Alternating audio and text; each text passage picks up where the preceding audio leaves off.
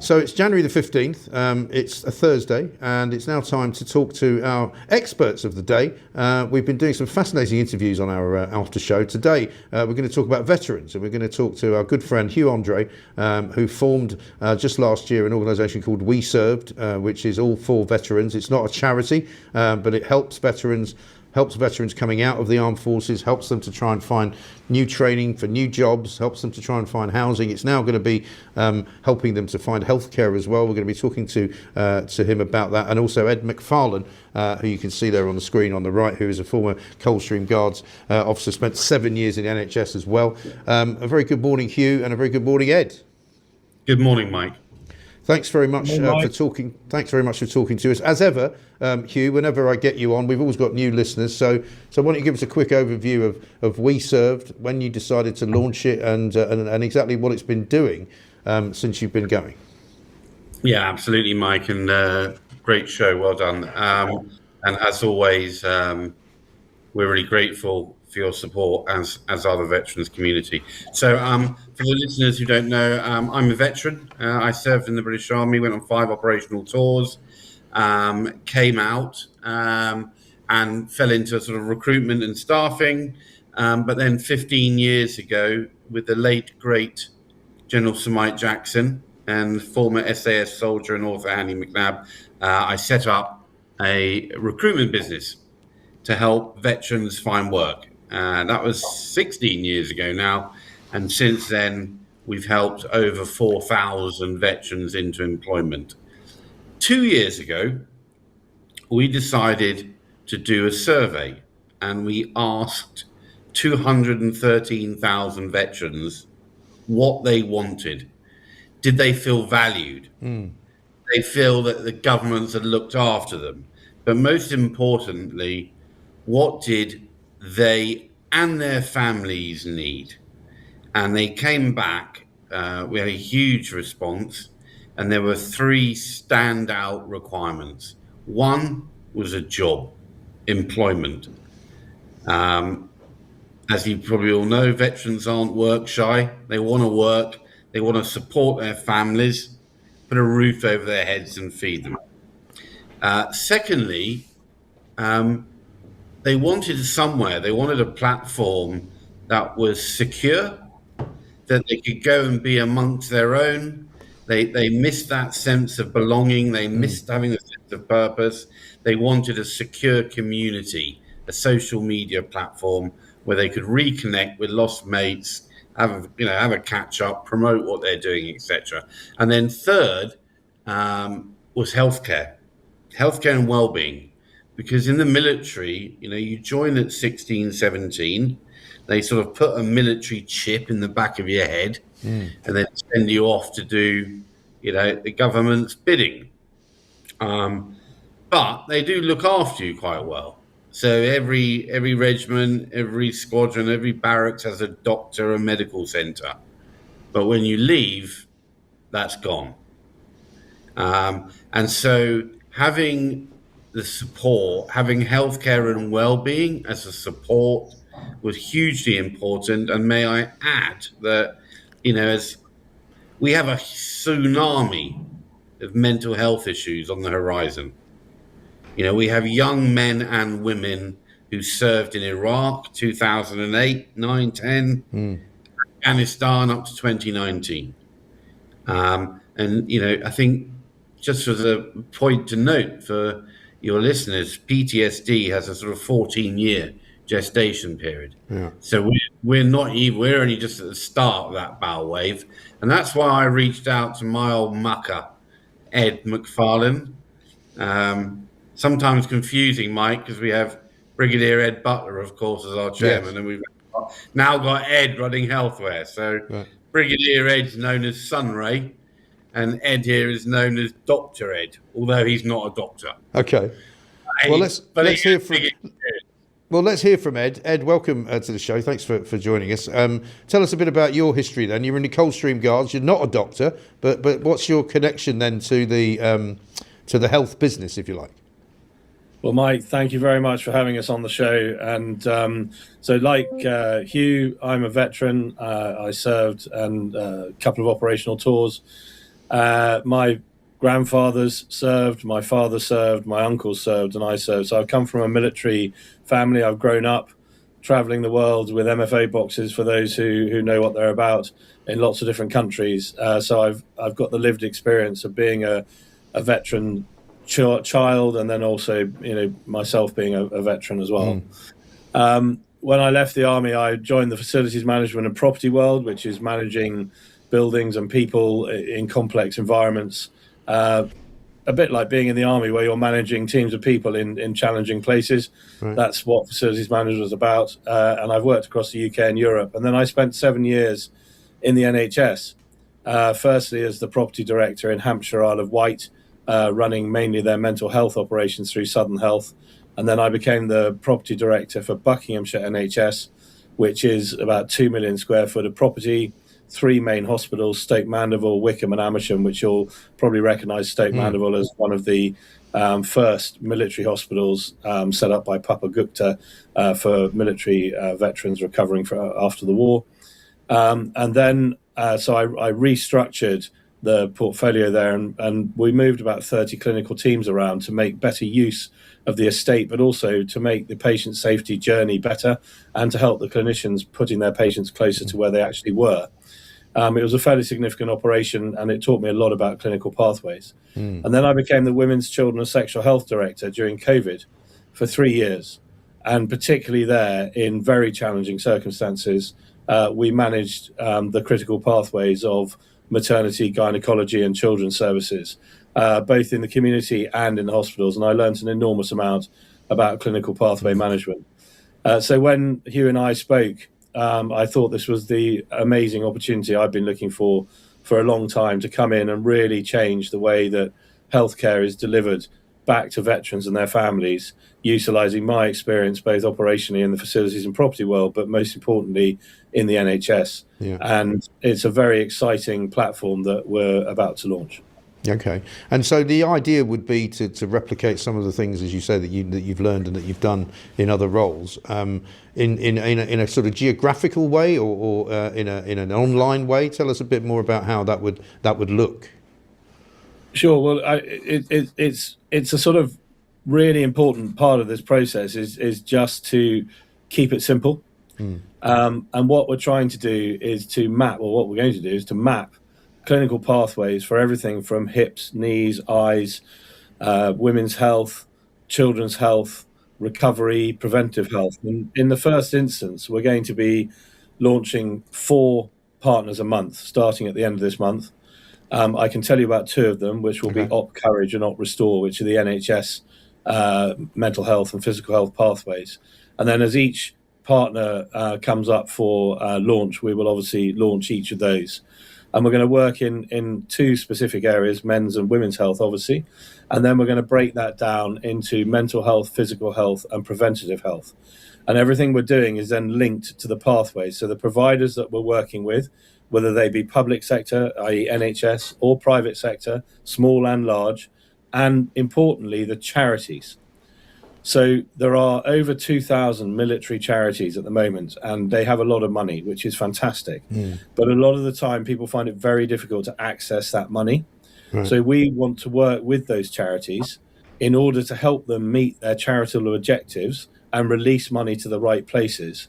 And by mapping the clinical pathways, as I'm going to be, with the NHS and the providers, we can be very, very specific about the way we can help those charities release the money to the veterans and their families. Okay. And I think that would make a huge difference in those clinical pathways. It would make access easier and simpler for the families and the veterans. And more importantly, the charities will be delighted because they'll be able to release the money they want to release to the right people to match their charitable objectives. Right.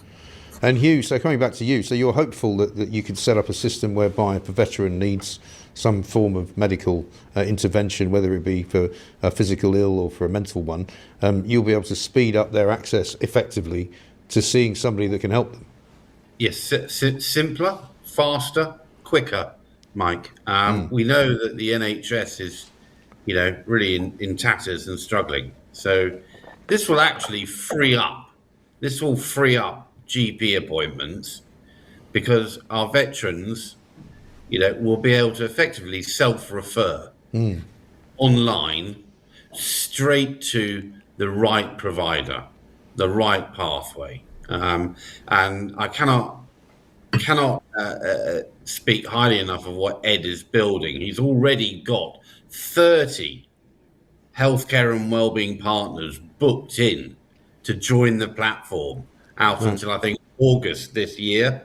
And we we actively encourage more. I mean, Ed, you might want to talk about a few of those partners just to give, the viewers a better understanding of what we're talking about. Yeah. Sure. So in the physical health environment, we're looking to bring in a completely unique piece of equipment that will help people walk again. We'll have the sole UK rights with our supply chain partner, and this will game change those who are in wheelchairs or bedbound, enabling them to walk safely in a controlled environment, which is safe to use, and you can't fall over in this particular product. Again, that is a unique product to the UK, and we will be the sole people bringing that in, and I hope that the NHS and charities will work very closely with us. We're working with a global mind and body medicine organization who have worked in trauma rehabilitation for the last 35 years in countries such as Libya, Ukraine, war zones in Africa, and working with veterans across the world. And we will be the UK partner for that organization, and we will firstly offer courses, one of which I did when I was in the NHS, which is an 8-week course, 2 hours each week, focusing on mind management and trauma management. And when I did it with the team in the NHS, the change in people over 8 weeks was remarkable. And in fact, this morning I can announce that we would like to have volunteers who are veterans or their families or their children to come forward and to contact us at info@weServed.com. That's info@weServed.com.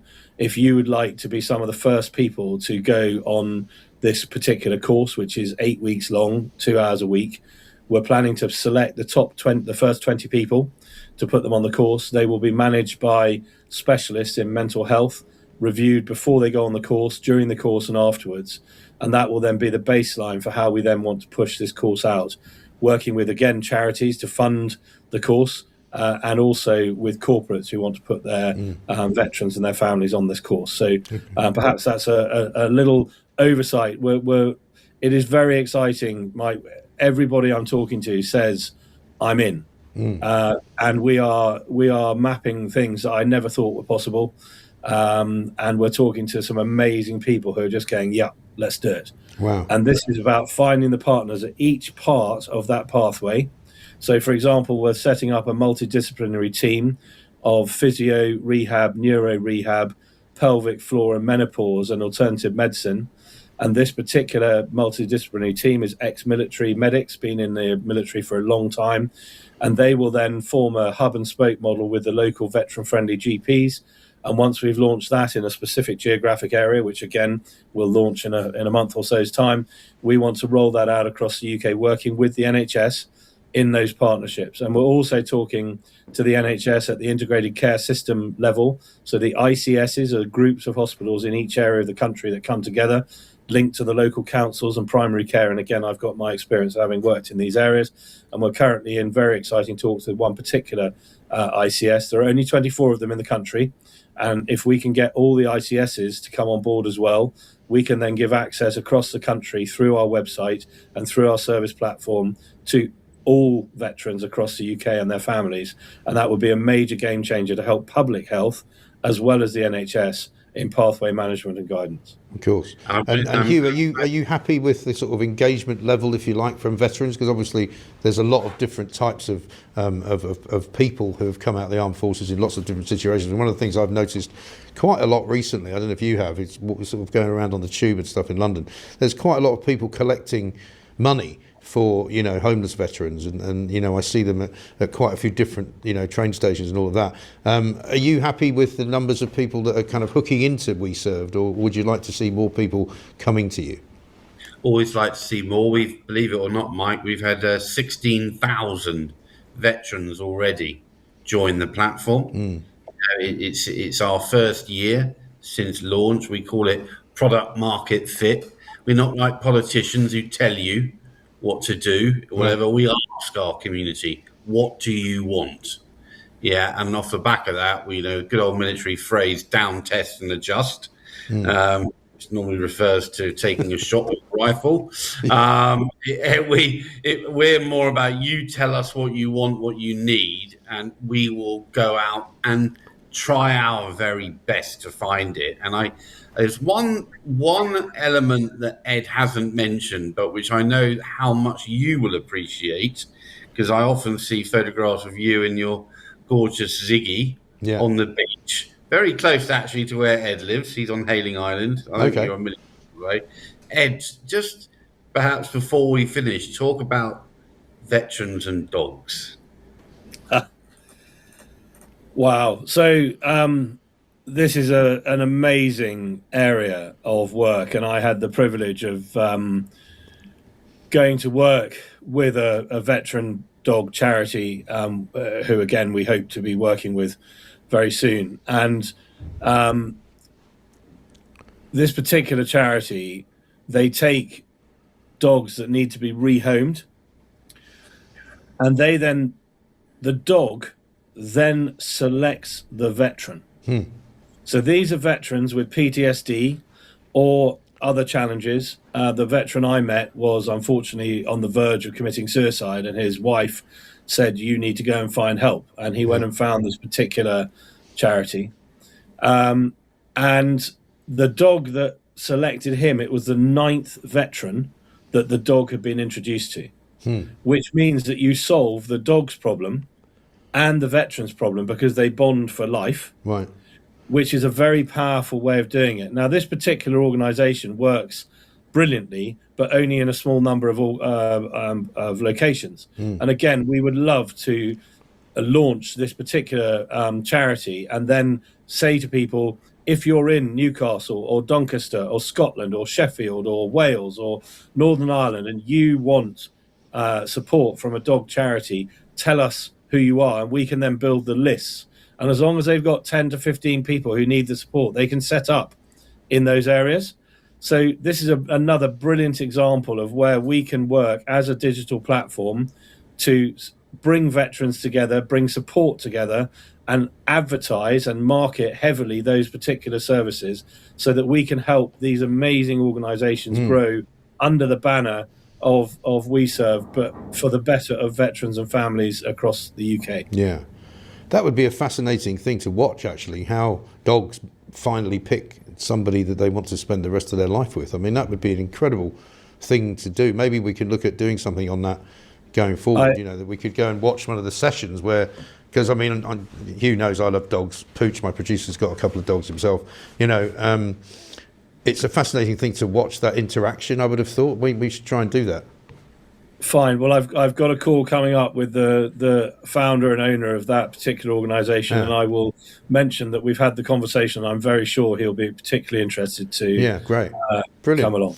Well, listen, guys, it's been fantastic talking to you, and good luck with it all. If there's anything else we can do, just let us know. We're very happy to help in any way that we can. And onwards and upwards is all I can say. Yep. And anyone, I'd just like to say for anyone who's listening, most families have contacts, relatives who served in the military. Your mum and dad might have done, your brother, your sister, etc. Please do encourage them to come and join weServed.com. And we're now able to also offer membership to up to 5 members of a veteran's family. So they can access and benefit from all the products, the services, the jobs, the training, the rewards, benefits, and discounts. And we're building a community, Mike. As you know, we want to be the veterans' voice for our community. Yeah. So that when these governments make stupid decisions, etc., we can give our community a voice and hopefully affect change and get some common sense Yes. into the conversation on behalf of our veterans. Excellent. Great stuff. Ed, final word from you? Yeah, please, if you're a veteran, as both of us are, go to weServed.com, click, sign up for free, and come and join the movement. Thank you. Great stuff. Ed McFarland, Hugh Andre, weServed, brilliant organisation. Thank you so much for joining us, and we'll talk to you again soon. Thank you. Thank you very much. Thank you.